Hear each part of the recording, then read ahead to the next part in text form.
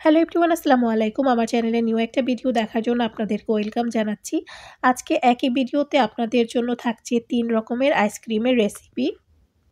তৈরি করে দেখাবো ভ্যানিলা আইসক্রিম, চকলেট আইসক্রিম এবং ম্যাঙ্গো আইসক্রিম। আশা করি ৩টা আইসক্রিমের রেসিপি আপনাদের কাছে খুবই ভালো লাগবে।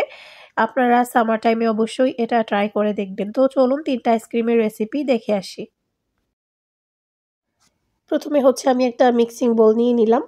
এর মধ্যে এখন নিয়ে নিব ডাবল ক্রিম। তো প্রথমে আমি একটা দিয়ে দিলাম ডাবল ক্রিম, এরপর আরেকটার আমি হাফ ইউজ করব। মোট কথা আমি 1.5টা ইউজ করব এখানে ডাবল ক্রিম। এরপর খুব ভালো করে এগুলাকে এখন বিট করে নিতে হবে। তো আপনাদের কাছে যদি ইলেকট্রিক বিটার না থাকে সেক্ষেত্রে আপনারা হ্যান্ড ব্লেন্ডার দিয়ে করতে পারবেন। তবে ইলেকট্রিক বিটার দিয়ে করলে রেজাল্ট খুব ভালো আসে। তো এটাকে বেশ কিছুক্ষণ বিট করে নিতে হবে। এটা একটা ক্রিমি টাইপের হয়ে যাবে সে পর্যন্ত। আপনারা যদি হ্যান্ড ব্লেন্ডার ইউজ করেন সেক্ষেত্রে আপনাদের টাইমটা খুব বেশি লাগবে। আর ইলেকট্রিক বিটার যদি ইউজ করেন সেক্ষেত্রে টাইমটা খুবই কম লাগবে, খুব তাড়াতাড়ি কিন্তু এটা ক্রিম হয়ে যাবে। তো দেখতেই পাচ্ছেন এটা কিন্তু এখন একদম ক্রিম টাইপের হয়ে গিয়েছে।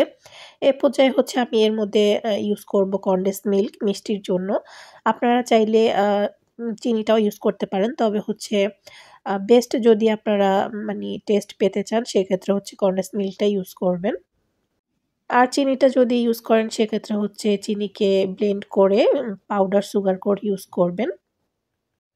কনডেন্স মিল্ক আমি পরিমাণ মতো দিয়ে দিয়েছি। এটা আসলে আপনাদের টেস্ট অনুযায়ী দিবেন, যতটুকু প্রয়োজন হয় ততটুকু দিয়ে দিবেন আর কি।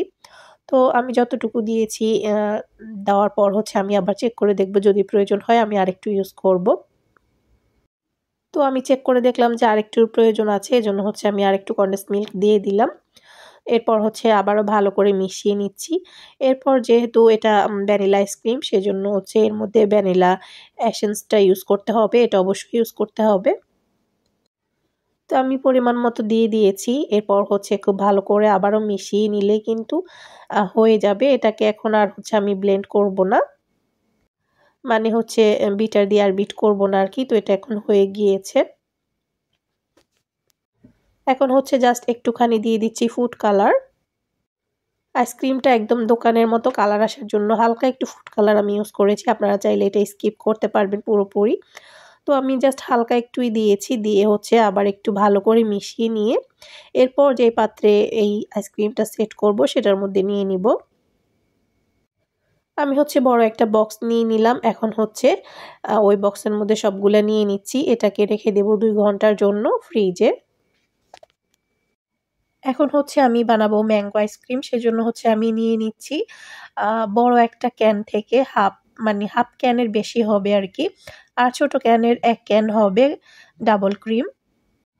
এরপর এটাকে খুব ভালো করে আমি বিট করে নিয়েছি। দেখতেই পাচ্ছেন এটা ক্রিম টাইপের হয়ে গিয়েছে। এ পর্যায়ে আমি দিয়ে দিচ্ছি কনডেন্স মিল্ক মিষ্টির জন্য। আপনারা চাইলে চিনি ইউজ করতে পারবেন। এরপর দিয়ে দিচ্ছি আমি ক্যানের মধ্যে পাওয়া যায় যেই ম্যাঙ্গো পাল্পগুলা সেগুলা। তো সেটা আমি এখন দিয়ে দিচ্ছি পরিমাণ মতো। তো সেটা আমি দিয়েছি মোট হাফ কাপ থেকে বেশি হবে। আপনারা চাইলে কম বেশি দিতে পারবেন। এরপর খুব ভালো করে মিশিয়ে নিচ্ছি। আপনাদের কাছে যদি ফ্রেশ ম্যাঙ্গো থাকে সেক্ষেত্রে আপনারা ফ্রেশ ম্যাঙ্গোটাও ইউজ করতে পারবেন ব্লেন্ড করে। তো খুব ভালো করে আমি মিশিয়ে নিয়েছি। এখন আমি যেই বক্সে আইসক্রিমটাকে সেট করব সেই বক্সের মধ্যে নিয়ে নিচ্ছি। এরপর এটাকে রেখে দিব 2 ঘন্টার জন্য ডিপ ফ্রিজে। এখন আমি বানাবো চকলেট আইসক্রিম। তো এজন্য আমি নিয়ে নিচ্ছি হাফ ক্যান, তারপর আরেকটা, এটা ডিপে ছিল, ফ্রোজেন করা ছিল। মোট আমি 1.5টা ক্যান ইউজ করেছি। তো এখন খুব ভালো করে এগুলাকে বিট করে নিতে হবে। আমার কাছে ফ্রিজে ছিল আরেকটা ক্যান, সেজন্য আমি ফ্রিজেরটা ইউজ করেছি। আপনারা নরমালটা ইউজ করতে পারবেন। এখন খুব ভালো করে এগুলাকে বিট করে নিতে হবে। দেখতেই পাচ্ছেন এগুলাকে আমি বিট করে নিচ্ছি। কিছুক্ষণ এটাকে আমি বিট করে নিয়েছি। এ পর্যায়ে হচ্ছে আমি মিষ্টির জন্য কনডেন্স মিল্ক ইউজ করতেছি। প্রয়োজন মতো কনডেন্স মিল্ক দিয়ে দিলাম। এরপর হচ্ছে আবার একটু মিশিয়ে নিচ্ছি। এরপর দিয়ে দিব আমি চকলেট। আমি এখানে মিল্ক চকলেট ইউজ করতেছি। তো অল্প একটু ছাড়া আমি পুরা ১ প্যাকেটটাই ইউজ করেছি। এগুলাকে হচ্ছে মাইক্রোওভেনে ১ মিনিট গরম করব। তো আমি হচ্ছে আবার একটু এটাকে বিট করে নিচ্ছি খুব ভালো করে। এরপর হচ্ছে চকলেটটাকে মিশিয়ে নিব।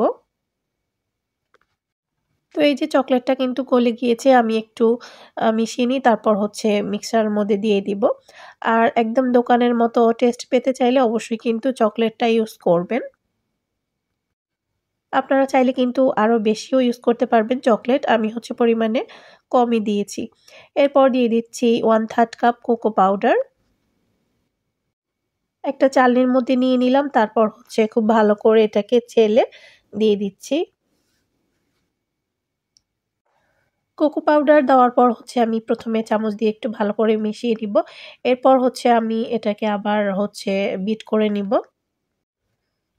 কারণ তাহলে হচ্ছে কোকো পাউডারটা খুব ভালোভাবে হচ্ছে আইসক্রিমের সাথে মিশে যাবে। এখন হচ্ছে বিটার দিয়ে আমি আরও কিছুক্ষণের জন্য এটাকে বিট করে নিব। তো আইসক্রিমের মিক্সচারটা হয়ে গিয়েছে। এখন হচ্ছে আমি যেটার মধ্যে এটাকে সেট করব, ওটার মধ্যে নিয়ে নিচ্ছি। এরপর হচ্ছে এটাকেও আমি সেম ভাবে ২ ঘন্টার জন্য ফ্রিজে রেখে দিব। ফিরে আসলাম ২ ঘন্টা পর। প্রথমেই হচ্ছে আমি ভ্যানিলা আইসক্রিমটা বের করে নিলাম। এখন হচ্ছে উল্টিয়ে পাল্টিয়ে এটাকে একটু মিক্সড করে নিতে হবে। তো দেখতেই পাচ্ছেন আমি হচ্ছে একটা চামচ দিয়ে এটাকে একটু উল্টিয়ে পাল্টিয়ে দিচ্ছি। এরপর হচ্ছে আবারও এটাকে চামচ দিয়ে খুব সুন্দর করে এভাবে করে দিব। এরপর হচ্ছে আমি একটা কিচেনের যেই প্লাস্টিক টাইপের গুলা থাকে ওইগুলা উপর দিয়ে দিব। আপনারা যেকোনো পলিথিন ইউজ করতে পারবেন। তো এই যে আমি হচ্ছে এখন দিয়ে দিচ্ছি। আর এটা দেওয়ার কারণ হচ্ছে তাহলে আপনার আইসক্রিমের উপরে আইস বসবে না। এটা অবশ্যই দেওয়ার ট্রাই করবেন। তো এটাকে হচ্ছে হাত দিয়ে একটু চেপে আইসক্রিমের গায়ে লাগিয়ে দিতে হবে। তো এভাবে করে হচ্ছে এটাকে আমি আবারও ডিপ ফ্রিজে রেখে দিব প্রায় ৮ থেকে ৯ ঘন্টার জন্য, কিংবা আপনারা ওভারনাইট রেখে দিতে পারেন। এখন হচ্ছে আমি ম্যাঙ্গো আইসক্রিমটাকেও বের করে নিলাম। সেম ভাবে এটাকে হচ্ছে আমি একটু নেড়েচেড়ে তারপর হচ্ছে হাফটা উঠিয়ে নিচ্ছি।